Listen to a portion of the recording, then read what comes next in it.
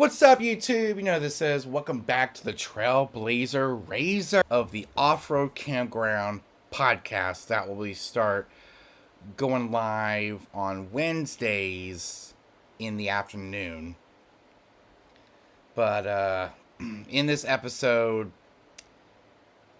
we are going to continue on the early days of going on or getting a side-by-side or choosing the right machine.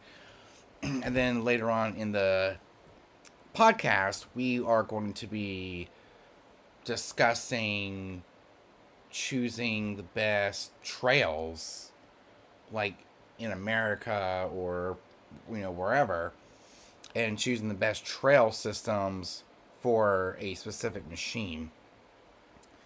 So, in this episode, we are going to be going over and discussing choosing between a turbo versus a non-turbo side-by-side. And we even look at the different brands as well. So this will be all about choosing the right side-by-side. So when you're looking for a side-by-side, it could take months, maybe even years to choose the right side-by-side. So you gotta look at the budget. You gotta look at if you want a 2-seater or a 4-seater. If you want, an American brand or a international brand or any other brand that's out there, you got to choose the right one. So, when it comes to the different applications for a turbo versus a non-turbo Razor, so for a non-turbo, you could pretty much conquer any of the trails. Because I personally have a Polaris Razor XP4000 Ultimate, which is a 4-seater, and it's a non-turbo, so it's naturally aspirated, 114 horsepower, and it can conquer any trail by putting it in the right gear, because that's why a lot of side-by-sides have low gear and high gear. Low gear and 4-wheel drive is really good for climbing up really steep hills. And then high is for like the normal trail riding when you're just cruising. 2-wheel drive, but you can also do 4-wheel drive high if you're stuck in some really slick mud. Then yeah, you can go to 4-wheel drive, put it into 4-wheel high, and you can conquer any trail. But if you choose a turbo, then you'll either go on the dunes or in the desert where it's wide open spaces. But a lot of these trails that I've been on, especially with River Neck Acres and Carolina Adventure World, you're not using the full horsepower. You're pretty much driving it like normal. Especially with Carolina Adventure World, there's a lot of ascending and descending. Especially descending, you have to hit the brakes so you don't go down too fast. That would totally suck. So I just press on the brake really, really hard to keep myself from going too fast, because you're descending. You're letting the tires and the suspension do all the work. That's why for normal trail riding, it's good to have a non-turbo, because it actually does really good. And there's a lot of winding trails, a lot of very tight trails. They're very tight. So even with mud bogging, you're not going more than 15 miles an hour on the safe side. But for River Neck, yeah, I don't think a turbo would do the best. I mean, you can get a turbo, but the turbo won't kick in as much on those two trail systems, whether it's River Neck or Carolina Adventure World. The turbo won't kick in unless you're on the desert or in the desert or in the dunes.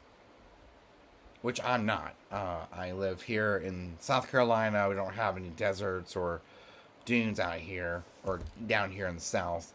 So a non-turbo side by side will do just fine, especially with a 1000. You can do just fine with a 1000, like the Yamaha Terex KRX 4 1000 or a Polaris RZR XP 1000 or any non-turbo side by side. It'll work just fine. With a turbo, they're just way too much, and you're not really using all of that. You know, you're not using all of the power that is intended for, especially at Carolina Adventure World and Rivernet. But if you go to like the Hatfield McCoy trails, I've never been to the Hatfield McCoy trails, but they're pretty much the same when it comes to turbo versus non-turbo, not using the full power. Same thing with Georgia and Tennessee. A lot of that is mountain climbing. You're going uphill, downhill, and you're not using the full power that these turbos are intended for. So when I was looking at a side by side, I wasn't even looking at turbos because I don't think turbos even existed a couple of years ago or a few years ago when I started looking at side by sides. I don't think they existed. So I think the 1000s were the big thing back in like 2022, 23 when I started looking at them.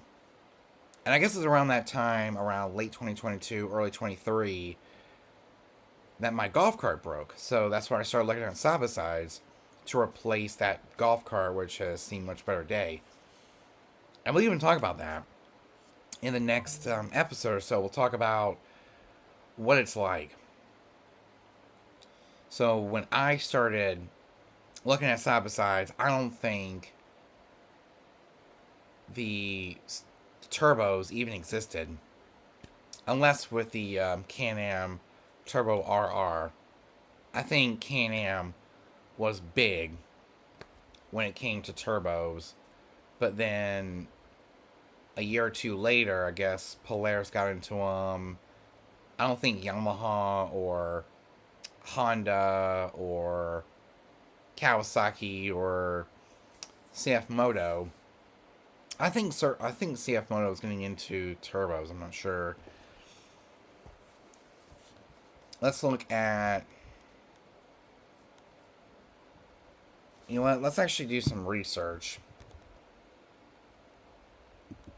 Yeah, let's actually look at some side by sides.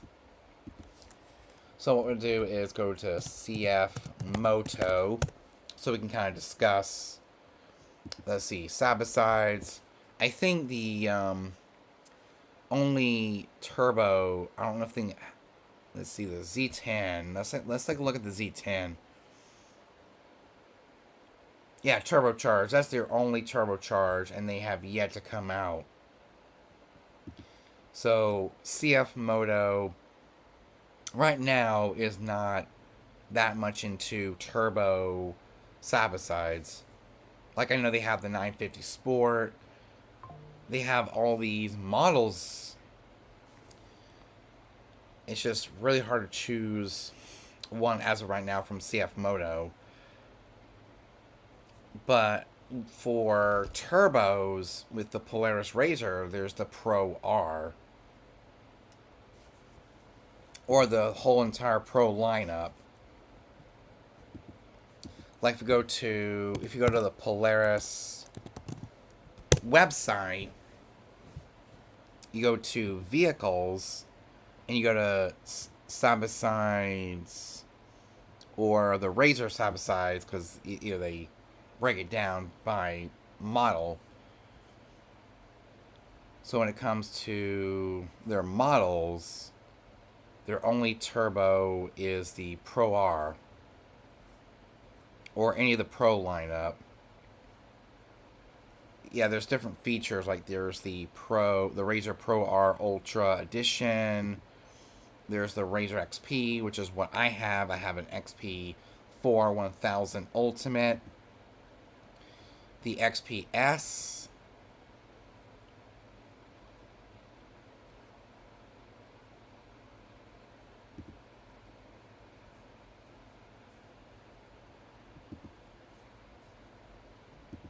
So yeah, there's the Pro R, which is their turbo. Unleash a force of nature with the Razer Pro R, our most powerful razor with race proven durability. 225 horsepower. And I'm not sure if it's turboed or not.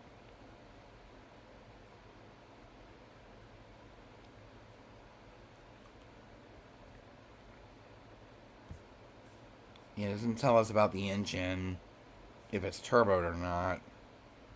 I mean, it feels like a turbo. Or it sounds like a turbo when it comes to the horsepower numbers. Because I don't think a regular XP would actually go that fast. But I guess if we go to ChatGPT, is my RZR, not RCR, it's RZR, is my RZR XP4 1000 Ultimate a turbo or non-turbo side by side? Short answer: your RZR XP4 1000 Ultimate is non-turbo. So here's everything you need to know about my particular machine. The RZR XP4 1000 Ultimate, it uses a 999cc naturally aspirated non-turbo engine, making around 114 horsepower.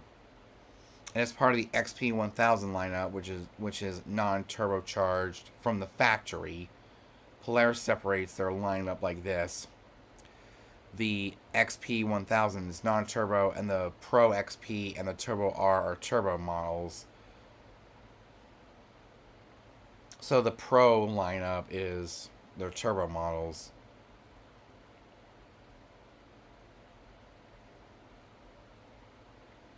So if it says 1000, it's the non-turbo, and Turbo Pro XP and Turbo R are turbo. What about their Pro lineup of models? Are they turbo?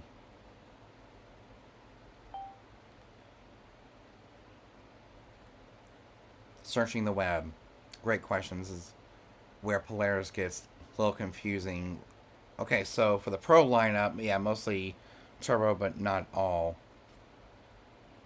Razer, okay, Pro XP.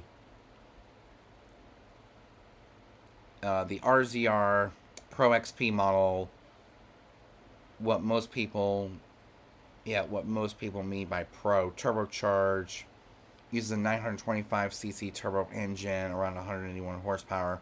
It's designed for trail and performance riding, not really into that kind of stuff, me personally, but you can if you want to.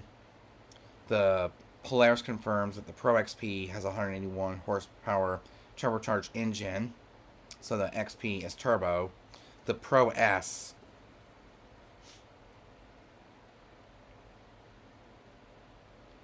yeah, the Razer Pro S, it's turbocharged. Basically, a wider, more aggressive Pro XP style machine.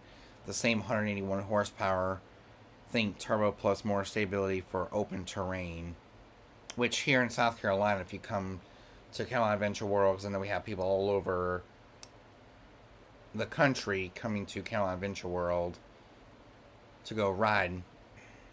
And there's also out in Florence, South Carolina, there's Riverneck Acres, which is not really meant for turbo, but I guess you can, but you have to drive more easy.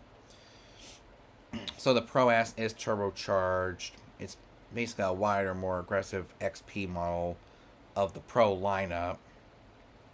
and the 181 horsepower engine. That's the same as the Pro XP, but the Pro R is not turbo. This is a curveball. It uses a 2.0 liter naturally aspirated non-turbo engine, makes about 225 horsepower more turbo, more than the turbo models. So no turbo, but still the most powerful Razor. So the Pro R it's not really turbo, which is good. Even if I want to get a Pro R, I actually can get a Pro R because it's got a little bit more horsepower, but it's not turbo. But I actually didn't see a 4-seater Pro R. I would have gotten a Pro R if it was 4-seater.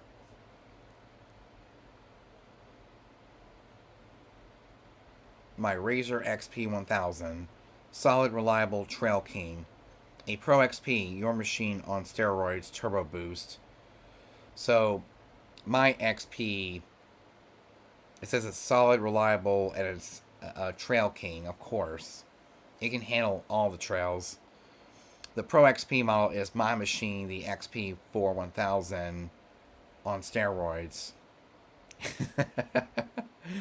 And then, of course, the Pro R is big V8 non-turbo, just raw power. Bottom line, the Pro lineup is mostly turbo, but the Pro R breaks the rule with being a big naturally aspirated engine. But I know with Kawasaki, let's actually look at their models from Kawasaki. The Kawasaki TerrorX4. So go to their Kawasaki motorcycles, the Kawasaki TerrorX4.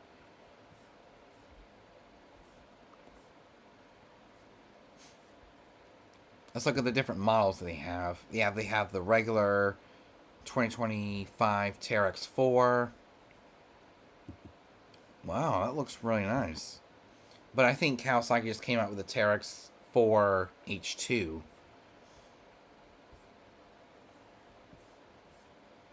Yeah, they have the regular Terex, the Terex 4, which doesn't have anything at all. And then there's the Terex 4S Camo, the Terex 4S LE. Wow. I mean, if you look at these, the Terex 4 SE, SE, a lot of those are just regular open air side-by-sides.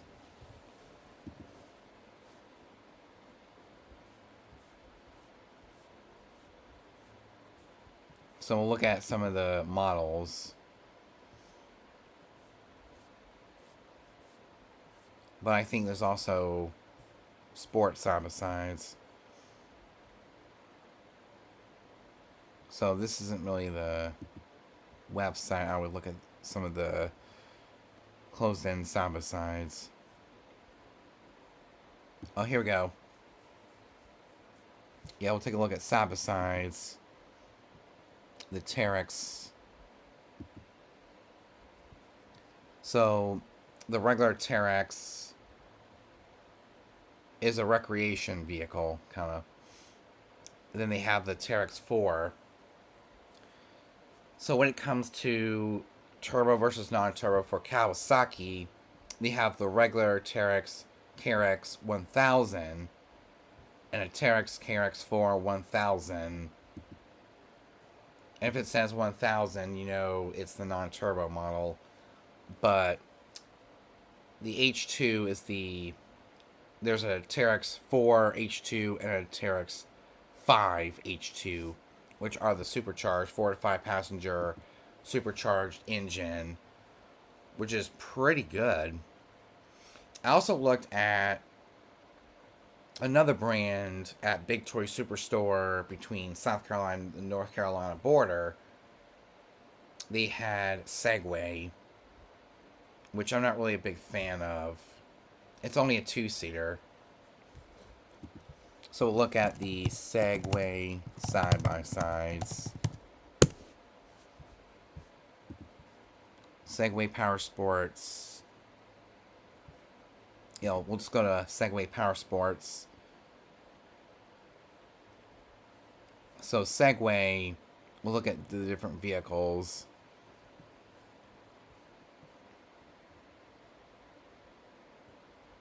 So their sport is the Villain, the SX10. Yeah, all of it's mostly two-seater. So the Segway is mostly two-seater. So I was like, nope, not getting that. So that's when me and my dad finally went back after the summer, in late September, early October. We went back to Redline and we picked up a Polaris RZR just to see what else they had. I looked at the Hondas. I looked at the. I actually looked at mostly the RZRs because I think that's what they mostly had. I didn't see many of the Kawasaki's, except for a 1000 ES, which is not really that feature packed. There's not as much features in there and fully loaded as what I picked out, the RZR XP 4100 Ultimate. And then one day we'll do a episode of the off-road campground inside the RZR.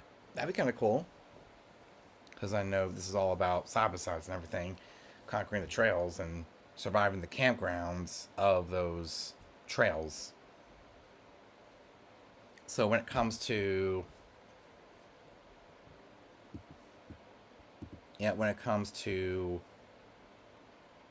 finding the right side-by-side, you gotta look at, are you planning on riding the dunes? Or are you gonna be hitting the trails? Because if you're just hitting the trails, you're just fine. You can just be fine with mostly a non-turbo side-by-side, like a 1000, like from Kawasaki or Polaris,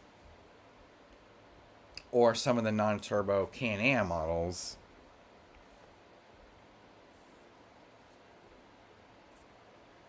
Which you can look at using ChatGPT. So we'll start a new chat. What are some of the non-turbo models that Can-Am is making? So for non-turbo models, if you want to go with Can-Am, the non-turbo Can-Am side-by-sides. So you have the Defender, some of their Commander. Oh, trail riding. Here we go. This is what we're looking for, since we're all about trail riding. So for non-turbo sport models of Can-Am, there's the Maverick Trail and the Maverick Sport. So for Can-Am, there's a 700 and a 1000R, which I've never seen before in my life. Some of them look really, really cool. And then the Maverick Sport, there's a 1000, a 1000R. Those are naturally aspirated non-turbo engines built for woods, tighter trails. That's what non-turbo RZRs are meant for. Tighter trails, woods. They're way lighter and more agile than big turbo rigs. The non-turbo Can-Ams, they sit below the X3 in performance, but if you're just riding the normal trails, it doesn't really matter.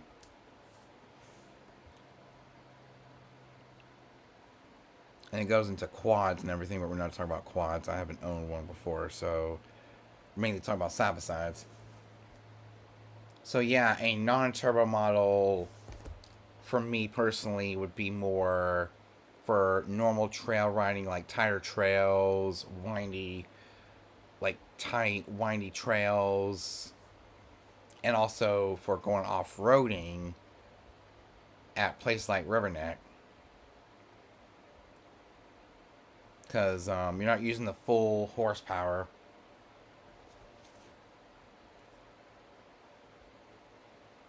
How about we look at what ChatGPT thinks about non-turbo versus turbo side-by-sides, of what the difference is. So before we do that, we need to go into my data controls and delete all my chats so we can start all over again. What's the difference between a turbo and a non-turbo side-by-side? So here's what ChatGPT thinks about turbo versus non-turbo side-by-sides to help you pick one. So it's a great question. This is actually a big decision point for off-road builds, especially for the kind of riding you might be filming for comedy off-road, or what is now called the Trailblazer Razor. Let's break it down in real world, easy to understand way. So here we go. Turbo versus non-turbo side-by-sides. Turbocharged side-by-side, what is it? It's a turbo. It uses forced air, which gives it a boost, to push more air into the engine and more power. And the pros, they say, is way more horsepower. The turbo models are between 150 to 225 horsepower. So it's between 150 to 225 plus horsepower. The examples are Can-Am X3 or Polaris Turbo R. But the Turbo R is more naturally aspirated, as they said on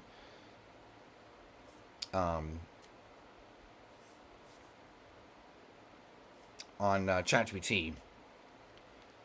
Faster acceleration. You feel it instantly when you hit the gas.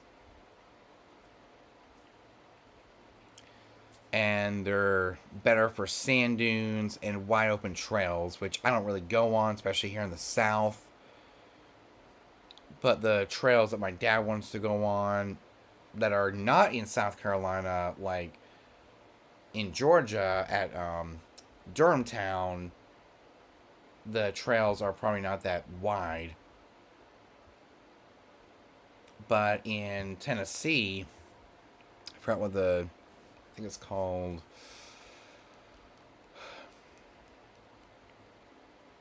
I'll have to look at them. So we'll actually think about, we'll talk more about that in the next episode. So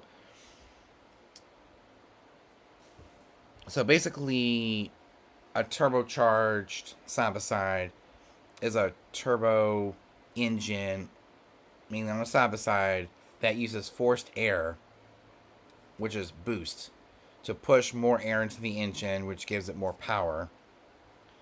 And what they say for the pros is way more horsepower. Turbo models, 150 to 225 horsepower plus, like the Can-Am X3 or a turbo model from Polaris, or the H2 from Kawasaki, and also faster acceleration. You feel it instantly when you hit the gas. It's better for sand dunes and wide open trails. We'll have to look at those. And handles big tires and heavy builds easier.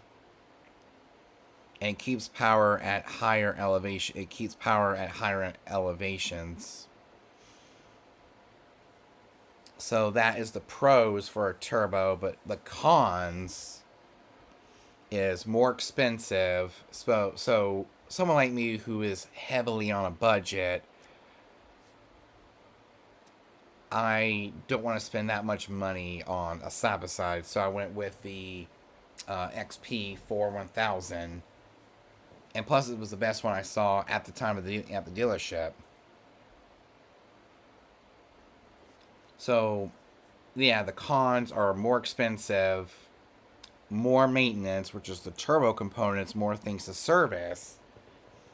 And, you know, when you have more things to service, especially at a a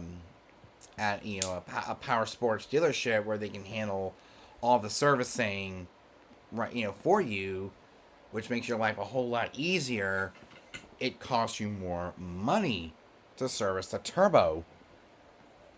So it's a good thing I have a non-turbo side-by-side, which is easier to service when I take it in.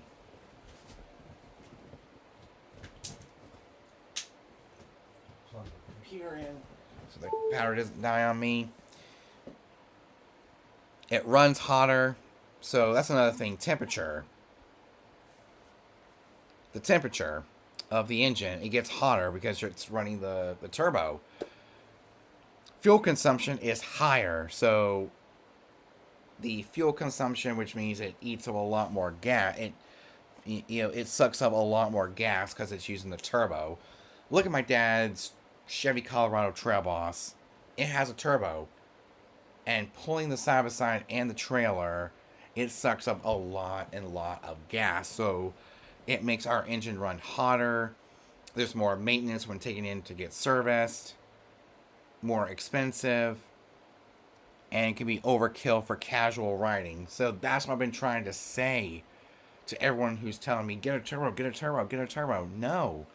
I don't want to have to deal with it being more expensive, costing more maintenance taken in for service at Redline Power Sports, running hotter, which makes the cabin hotter because it's wide open. Fuel consumption is higher. I don't want to fill up the gas tank in the middle of a ride. And can be overkill for casual riding, which is what I do. I mostly ride casual trails like at Carolina Adventure World and Riverneck, and non-turbo, which are the naturally aspirated side-by-sides. There's no turbo, an engine that breathes natural air and fuel only, which is good, especially for casual riding, like what a lot of us do. I'll plug my phone in. So for a non-turbo, it's naturally aspirated. It's a naturally aspirated side by side that uses natural power. There's no turbo, and the engine breathes naturally air plus fuel only. The pros of why me and my dad went to a non-turbo versus a turbo side by side: it's more reliable and simpler to maintain, especially at Redline Power Sports. I mean, I could take it in and be done with it within a week or so, depending on how much they have to do. And it's very simple. I bet you if I go to Redline and I can say, is servicing a non-turbo side by side, or has servicing my side by side easier, they might say yes. But yeah, I guess they don't want to put that out. So with a non-turbo, it's more reliable and simpler because it has no turbo. The engine can breathe naturally air plus fuel. The pros: it's more reliable and simpler. There's a lower cost to buying and maintaining a non-turbo side by side than maintaining a turbo. It's smoother, predictable power. It's better for tight trails, working and cruising, which is what I do, especially at places like Carolina Adventure World and Riverneck. That's the only two trails I've been to, but I am going to be exploring more trails in Georgia and Tennessee, and those are up in the mountains as well as West Virginia. Less heat and stress on the engine, which is good. It will last longer compared to a turbo engine. The cons is less horsepower, 50 to 110, but my Razor XP is 113 horsepower. I mean, that's a little bit more, but not as bad. So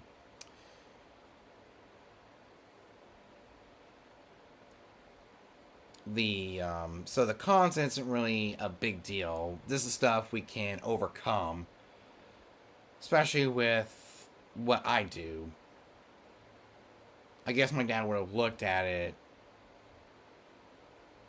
but I guess we were trying to spend the least amount of money as possible, so we got a non-turbo side by side. Slow acceleration, which means it struggles more with deep sand, mud, and big tires, or mud with big tires. Steep climbs under load. which a lot of that stuff we can kind of deal with. So with deep sand, I never deal with deep sand at all. Mud with big tires, I deal with mud, but not as much. And they're not as deep. And we don't really have big tires at all. We have about 30-inch tires. Yeah, 30 by 10s. But we're going to put 2 inches higher so we can have the maximum for my current suspension and my current drivetrain is putting 32s on there, 32 by 10s.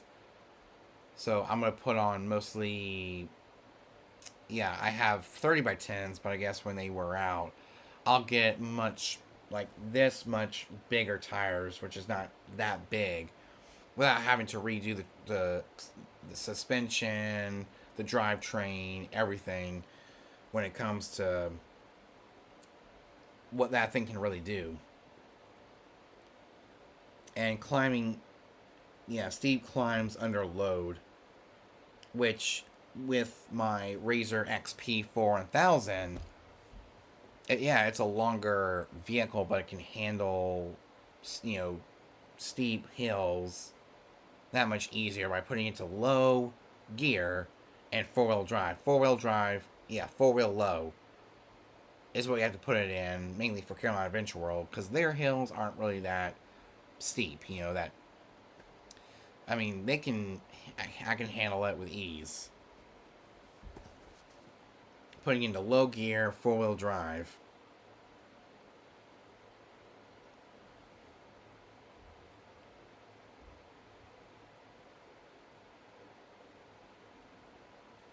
And it says power for turbo versus non-turbo. For a turbo, it's very high for power and moderate for a non-turbo. Speed, fast for a turbo, average for a non-turbo. Cost is cheaper to buy a non-turbo than it is with a turbo, especially with maintenance. It's higher on a turbo than on a lower. Reliability is good but complex for reliability, and it has excellent reliability for a non-turbo because there's less things to go wrong. So best use for a turbo is going on the dunes or racing, which I'm not.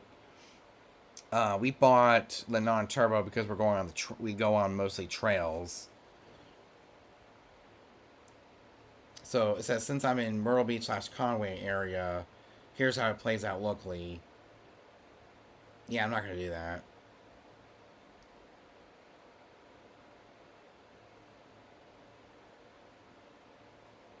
I'm going to say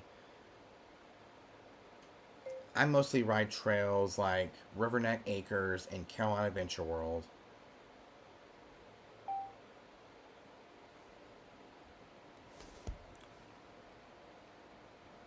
It says perfect. That actually makes your situation way clearer. You're basically riding exactly the kind of terrain where the turbo versus non-turbo decision really matters. What your trails are actually like. Carolina Adventure World, 100 plus miles of trails. We'll talk more about this in the next episode. But I guess this kind of ties into our turbo versus non-turbo. Riverneck Acres. Yeah, a non-turbo already does all of that well. It says real talk, what you actually need. So for my riding style, a non-turbo wins mostly. Why? Because I'm in tight woods. I'm not blasting dunes or desert. I need control, not crazy speed. And what matters more on my trails that I go on Carolina Adventure World and Riverneck is throttle control, maneuverability, and reliability, not overheating in slow sections. A non-turbo already does all that well. When turbo makes sense, yeah, hit long straight. I don't think I ever go on those kind of trails. I just stay on the easier trails like Trail 6 and Trail 4, which is pretty decent. I don't really go on the really long trails that are more confusing.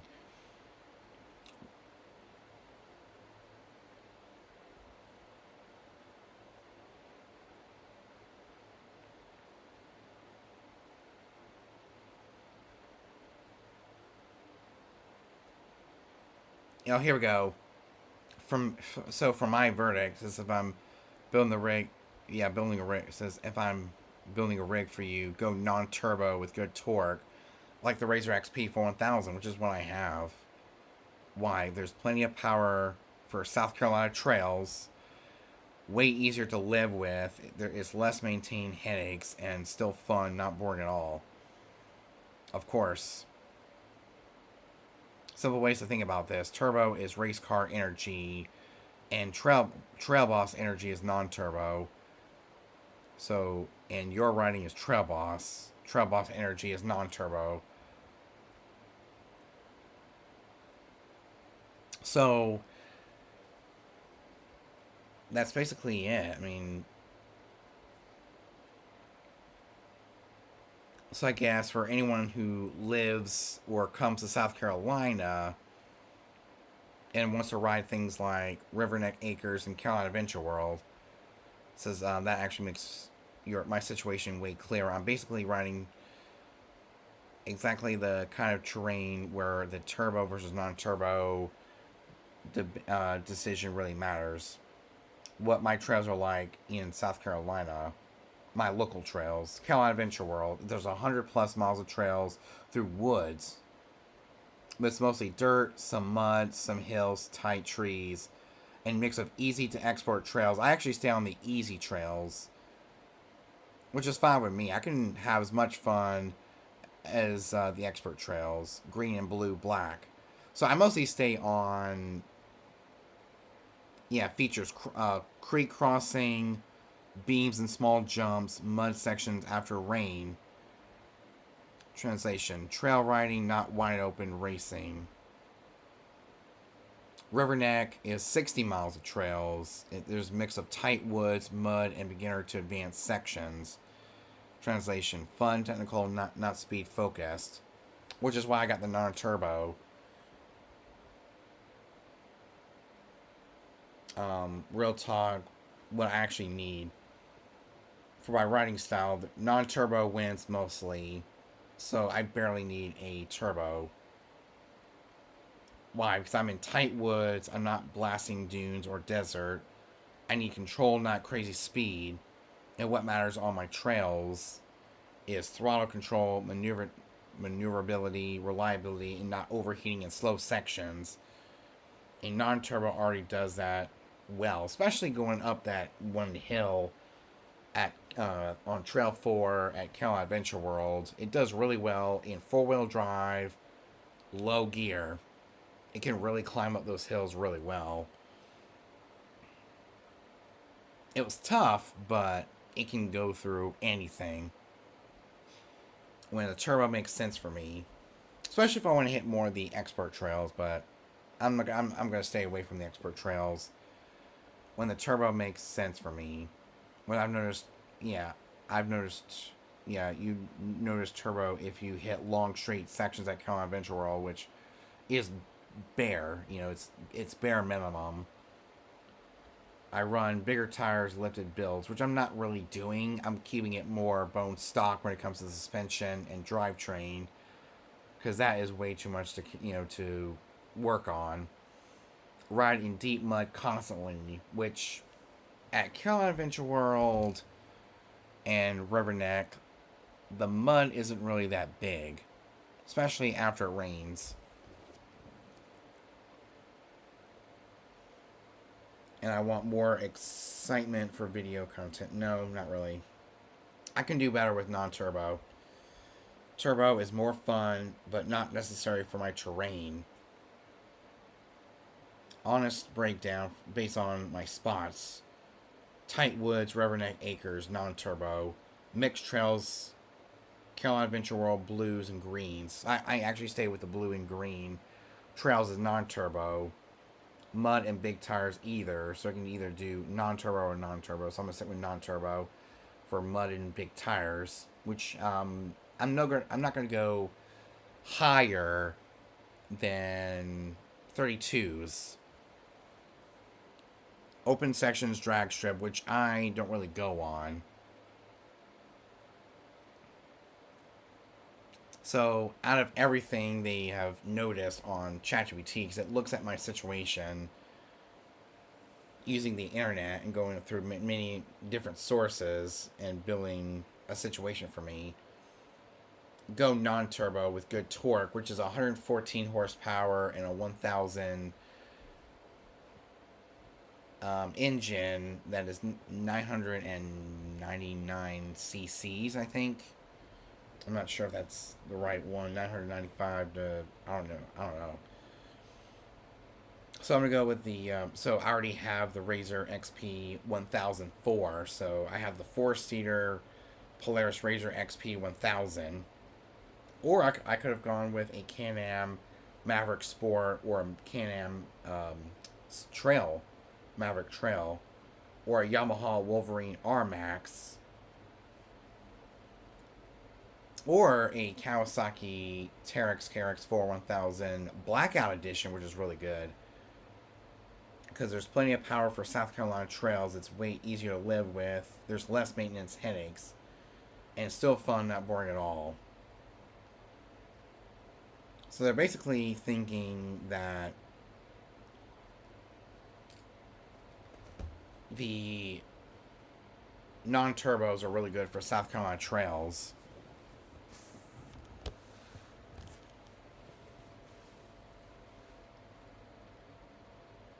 But I guess I can look up trails in Tennessee. I'm trying to remember the name of it. Trails in Tennessee. Oh, there we go. Trails in Tennessee. And it's near Gatlinburg. It's actually... I'm trying to remember the name of it. Oh. Trails in Tennessee for side-by-sides. I think it's called... I'm trying to remember.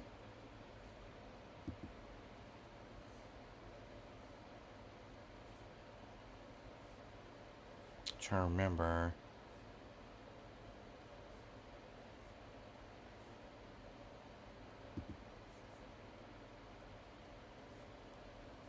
Because I know Durham Town is in Georgia, which is good for a non-turbo. And we'll talk more about these trails in the next episode of, what are the best trails for side-by-sides.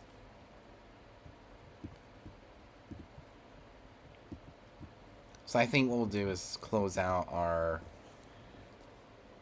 tab on my computer. Trails in Tennessee, they can bring your own. Yeah, trails in Tennessee, they can bring your own side-by-side.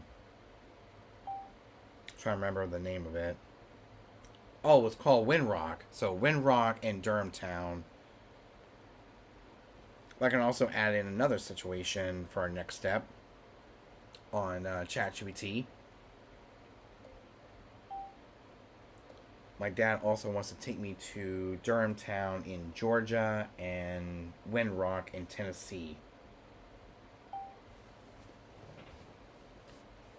for the side-by-side to take me.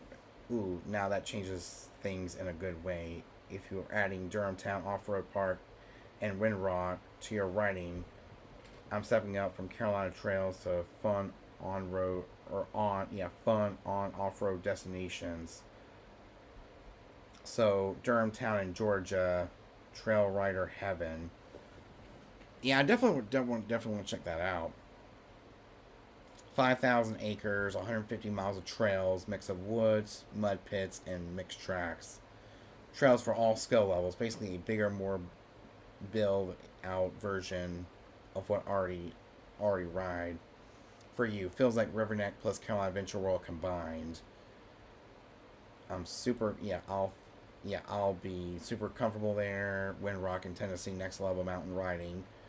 There's 73,000 acres plus 300 miles of trails, terrain from rocks, steep climbs, ruts, technical sections, trails rated like ski slopes. Green is easy and red is to red insane. So I'm gonna stay on the green trails. This is not just trail riding. This is challenge riding.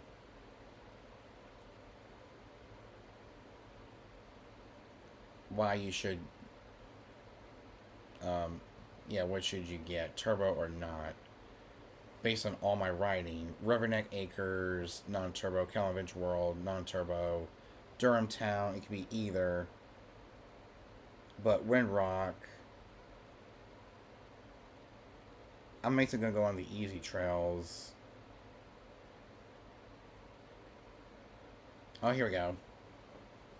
Real talk breakdown, and it says that a turbo would be good at rocks plus mountains is Windrock. Real talk breakdown. If I stay mostly like I am, a non-turbo is perfect, easy to control in woods, cheaper, and less stress on the machine. And plus, it saves me from buying another machine, which is money I don't have at all.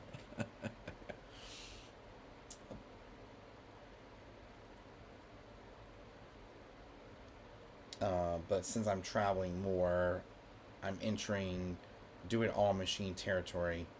Windrock is the game changer. This is where turbo starts making sense. Climbing steep mountain trails, crawling over rocks, pulling through ruts, bigger, running bigger tires later. Turbo, less struggle, more fun. Realistic, best fit for me. High powered non turbo sweet spot. Examples: Razor XP 1000. It handles all my current riding. I can still survive Windrock. Just pick the smart lines, which is what I'm going to be doing. If I want to level up my content plus future trips, my dad and me both agree that I'm not gonna use a non-turbo. This is if I want to level up my content plus future trips. Because Windrock way more enjoyable, better for future upgrades, more exciting. Simple way to decide. Now, I already own the XP 1000. Final thought. This is the key.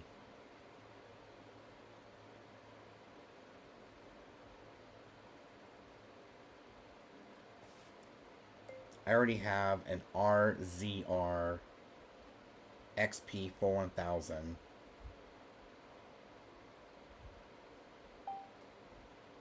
Not planning on getting another machine anytime soon. There we go. That actually puts me in a real solid position already. And it says here that I've already got one of the best do-it-all machines for exactly the riding I'm doing. And my machine is the Razor XP 41,000. What's great, what is it great at? Tight trails at Riverneck and Carolina Adventure World. Carrying passengers, perfect for trips with my dad. Or with my brother or sister, or whoever. Balanced power, not too wild, not underpowered. Reliability compared to turbo setups. Honestly, this is one of the most versatile UTVs ever made. And it's going to look at all of the trails I'm going to be going for. Riverneck plus Carolina Adventure World. I'm perfectly matched. Plenty of power. Easier throttle control in tight woods. Less overheating versus a turbo. It's more enjoyable on technical trails. I'm not missing anything here. Durham Town, still a great fit. It handles trails no problem. I can play in the mud. Can even hit tracks casually. Turbo would be more fun, but not needed at all. Windrock. This is where it gets interesting. My XP 1000 will do most trails, green and blues, which is, I guess, what were we doing?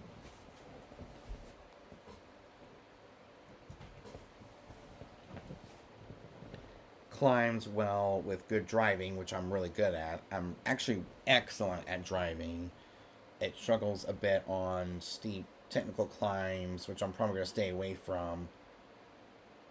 Big rock crawling sections, which I'm not going to be going for at all. deep ruts and with big tires, which I'm not going to do. That's more about driving plus setup, not just power. What actually matters more than turbo for me, since I'm keeping my machine, the upgrades, okay, these upgrades matter more. Tires, I'm mainly going to be going with 32-inch tires in the future, but I already have 30s on the Ultimate Edition. Better grip for mud and rocks at Windrock. I already have 32-inch tires. All-terrain or mud terrain. So I'm going to do the all-terrain 32s in the future. But for you personally, if you already have a turbo machine, that's good. If you have a non-turbo, that's good too. You just got to do whatever's best for you. Gearing and clutching helps with climbing hills, turning bigger tires. Protection. Windrock must have a skid plate, which I already have. I got a nice skid plate. Rock sliders, 8-arm guards. Cooling awareness. Take breaks on slow technical trails. Keeps the radiator clean, muddy, or is okay.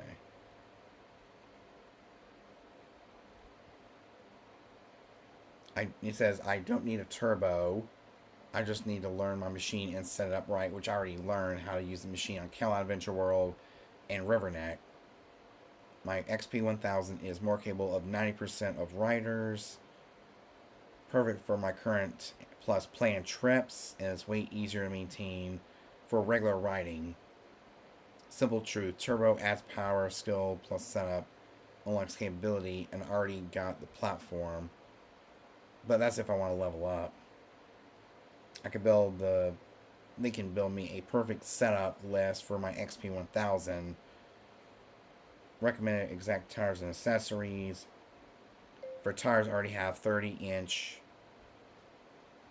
Yeah, I already have 30 by 10 tires. Nice. 30 by 10 tires are actually sweet spot for my setup. I'm already ahead of the game compared to stock tires, especially from places like what I'm riding. My current setup is 30 by 10 tires. What it means for me, better ground clearance than stock. It's more traction in mud and loose dirt.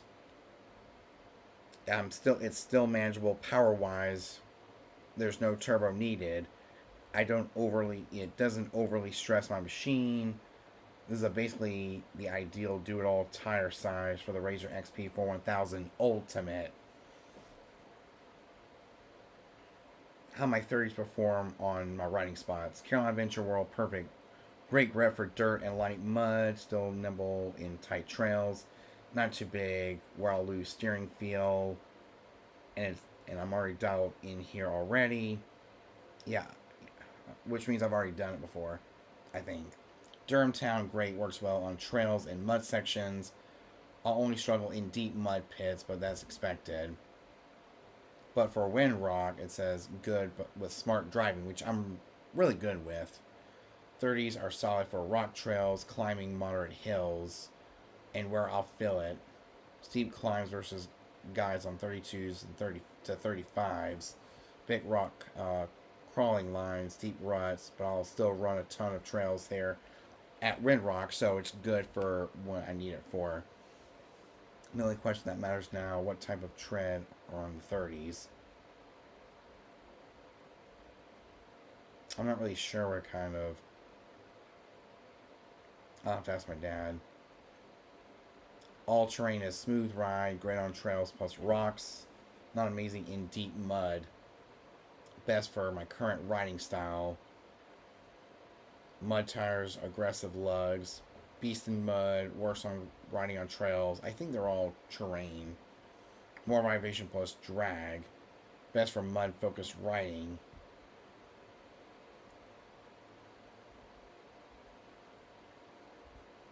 Razor XP4 1000 plus 30-inch tires are perfect Carolina setup. I'm not underpowered, not overbuilt, not stressing my machine. I'm in the right zone.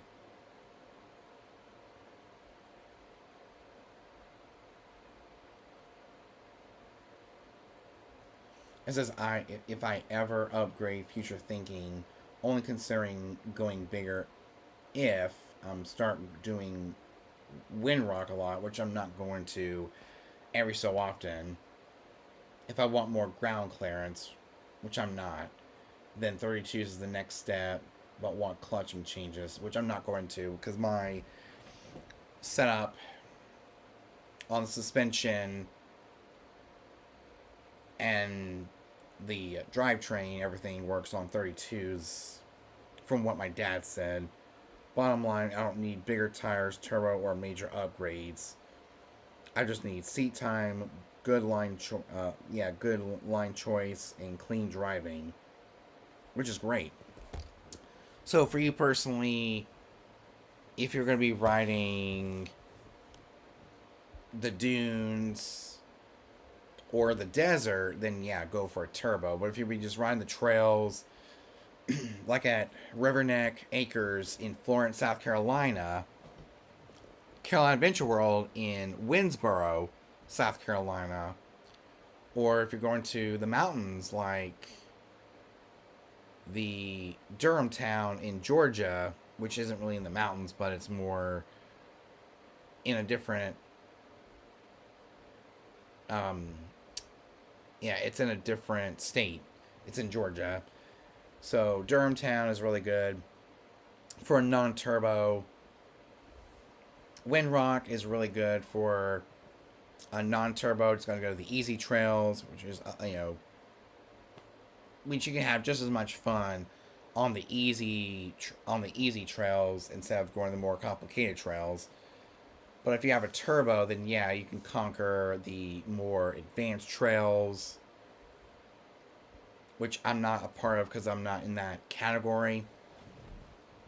But if you have a turbo, then yeah, you can conquer the more experienced trails on at Carolina Adventure World, and of course Durham Town, as well as Windrock in Tennessee. But for the easy trails at Windrock, then a non-turbo would do just fine. And I can even add in when I go to West Virginia, not this upcoming week, or this time, but one of the times my dad wants to look at properties and all that stuff, because we're probably gonna have a vacation home there. But we'll see. We'll see.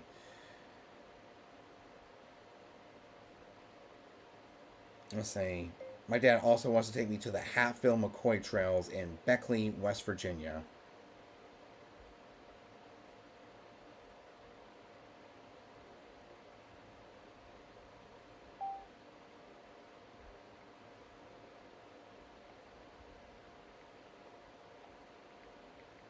Here we go. My dad also wants to take me to the Hatfield McCoy Trails in Beckley, West Virginia, which is the starting point.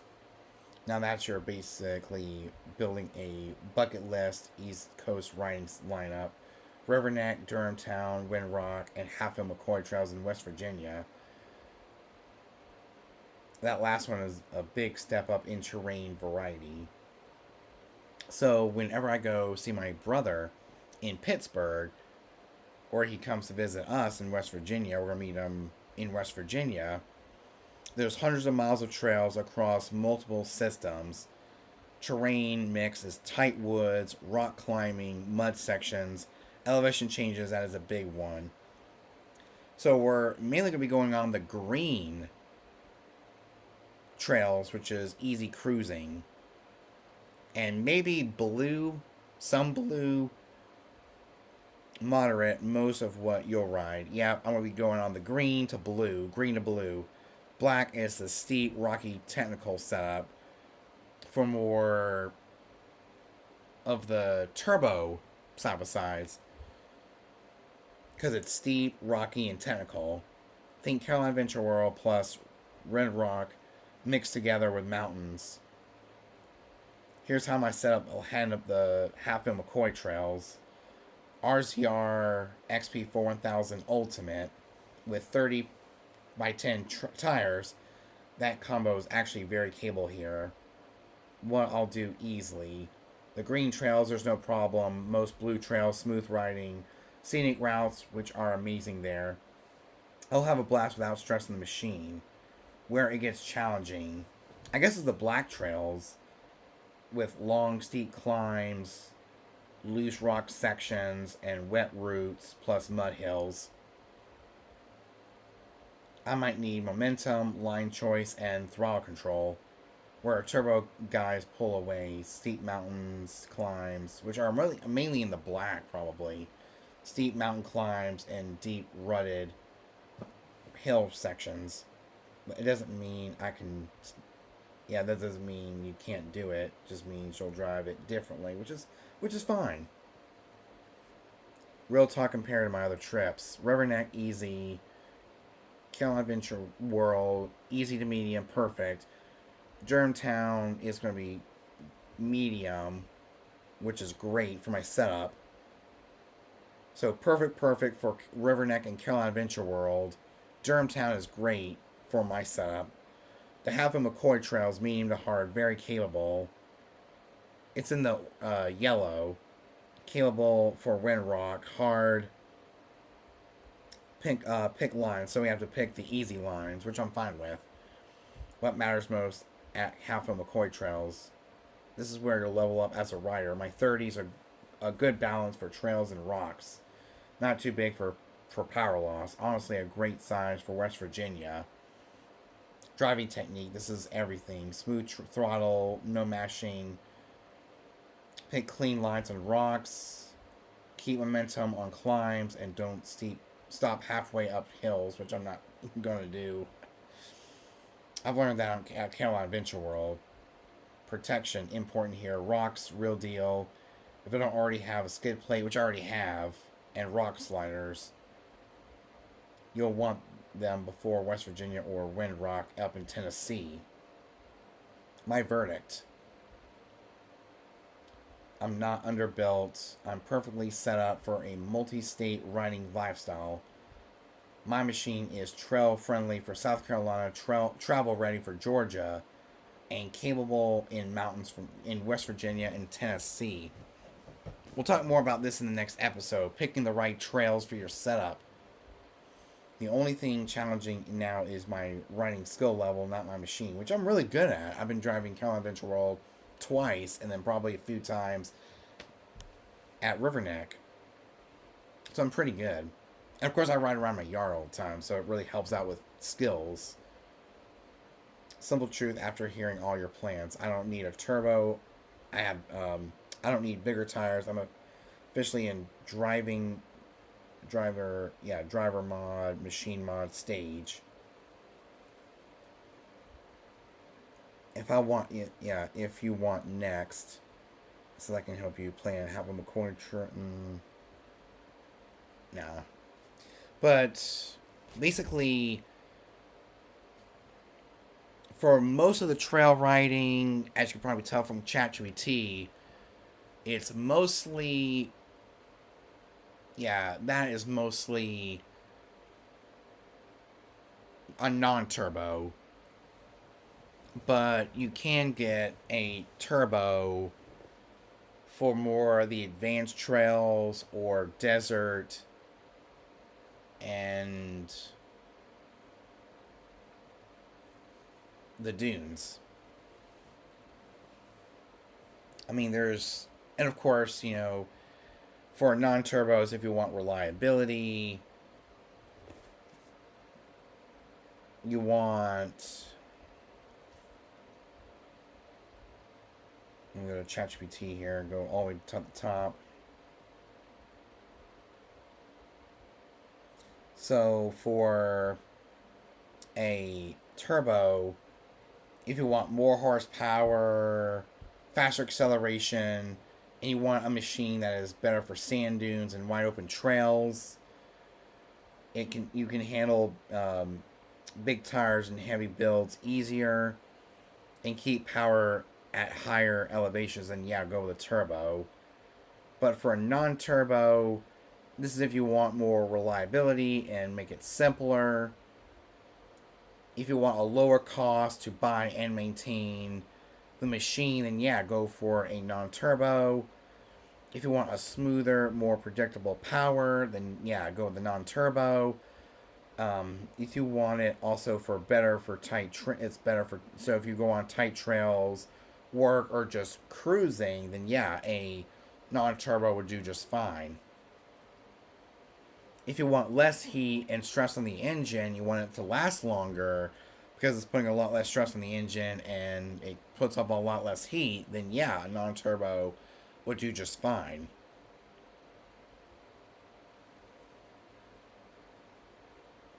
Or if you're riding trails like what I mentioned that I will be going with, Riverneck and Carolina Adventure World, you can actually deal without a turbo. Durham Town, I've never been there. Having McCoy Trails, I haven't tried out yet, or Red Rock. And well, of course, in the next episode next week on Wednesday, which I'm going to try to start after breakfast and then move on. So we're going to talk about choosing the right trail system. And then after that, the next week, in that following week, we're going to talk about surviving the cabins, how to entertain yourself, how to pass the time during those slow down times after a successful ride on the trails. And we'll talk about what it's like camping at places like Carolina Adventure World. And we'll even look at Durham Town. We'll look at some of the different cabins that a lot of these places have and places to stay. So you can set it out, accordingly, which is great. So the next episode is going to be about trails, picking the right trails. And of course, with every trail, you get a wristband that goes on your wrist here.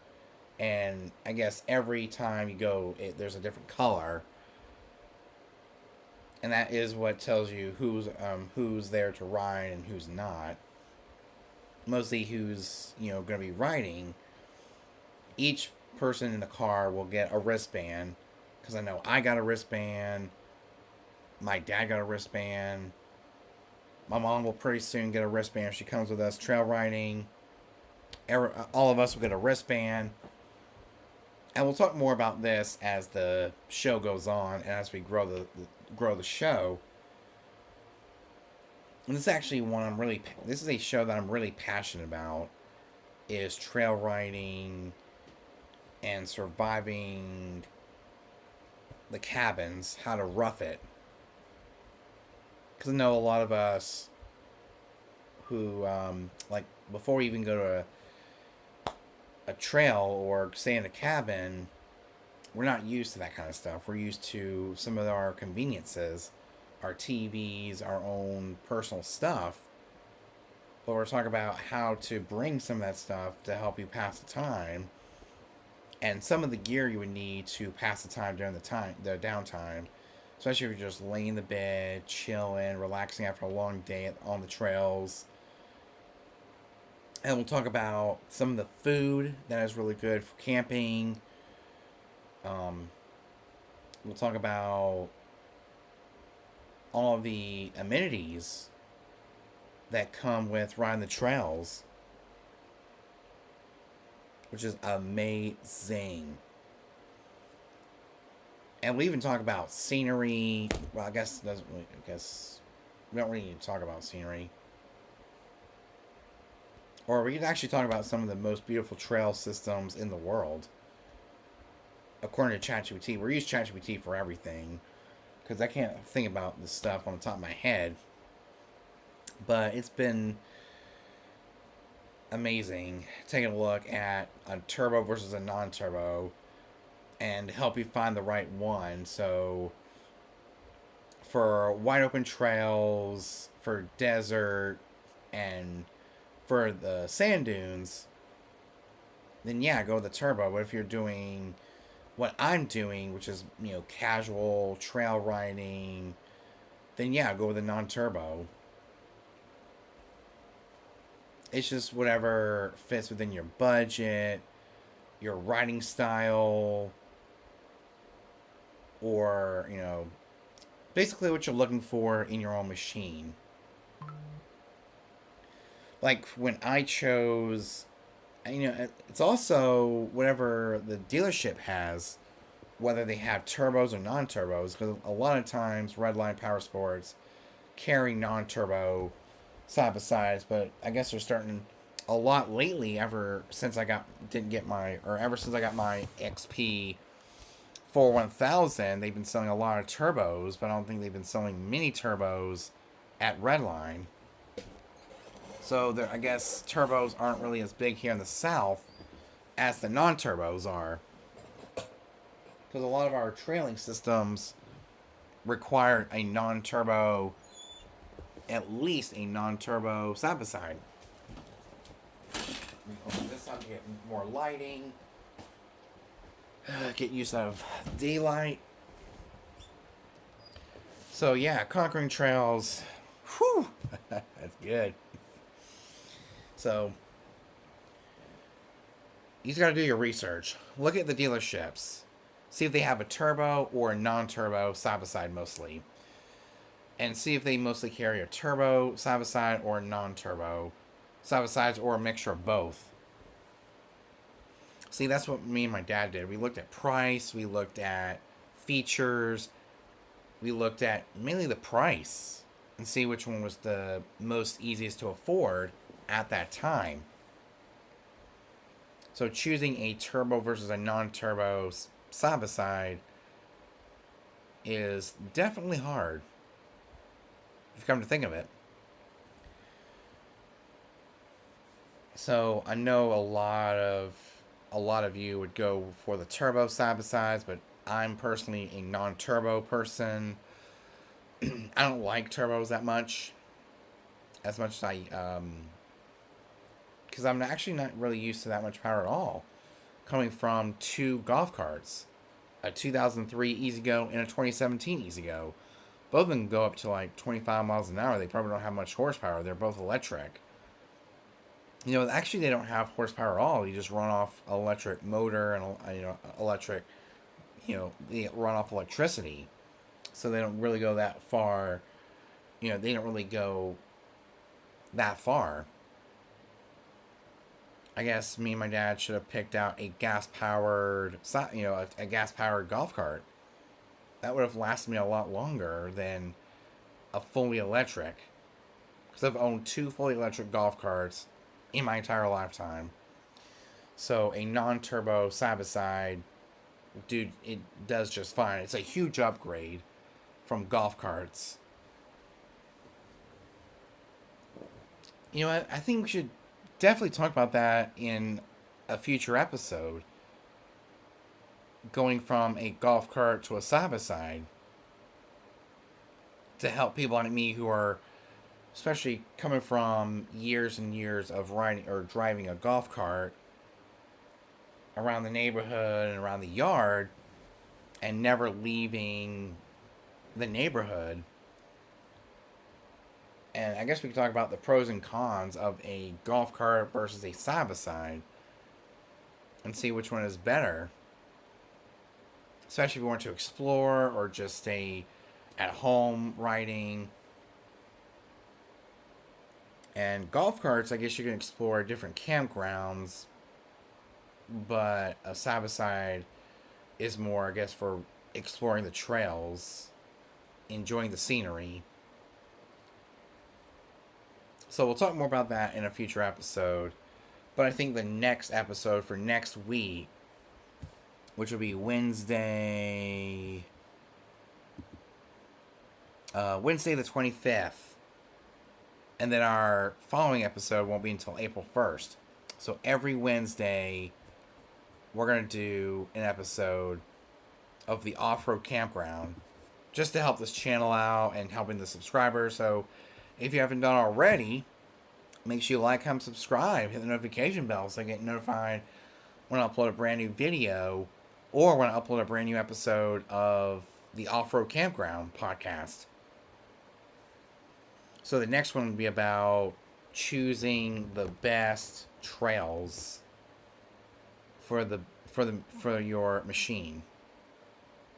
Like we'll talk about some of the, like we use ChatGPT to give a list of some of the best trails for a turbo side by side and a non-turbo, or choosing the right level of some of these trails that are for both side by sides, non-turbo and a turbo. So if you guys enjoyed it, get ready to end the live because we're about an hour 30. And we'll see you guys probably in the next one. Peace. And thank you for watching this episode of the Off-Road Campground Podcast. Peace.